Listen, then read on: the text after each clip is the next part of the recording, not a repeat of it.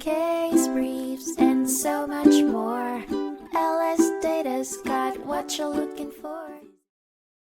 A landmark case, United States v. Caltex, Philippines, Inc., 1952, has once again spotlighted the fraught relationship between business, government, and military strategy during times of war. The case examines the notion that it is permissible for the government to destroy private property without compensation to protect a greater number of citizens. The legal storm brewed when, during World War II, the United States Army seized and subsequently destroyed oil depots located in Manila and owned by various oil companies. These companies brought forward a lawsuit challenging the legality of the Army's actions and seeking compensation for their loss. The Supreme Court was therefore tasked with dissecting the legal and moral implications of these events. Post the Pearl Harbor attack, a military control officer was dispatched by the U.S. Army to the Manila-based oil terminals on December 12, 1941. Despite significant restrictions on distribution for civilian use, the terminal facilities continued to operate,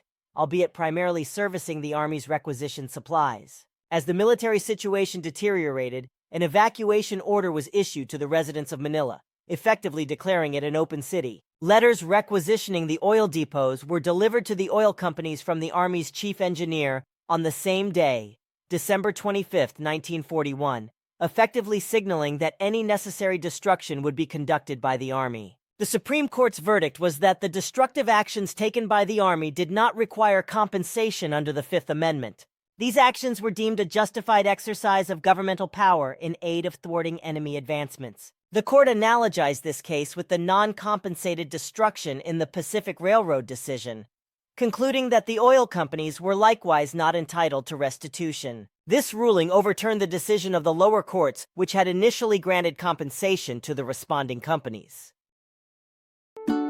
Case briefs, and so much more. LSData's got what you're looking for. Visit lsd.law, elevate your mind. Leave the stress of class.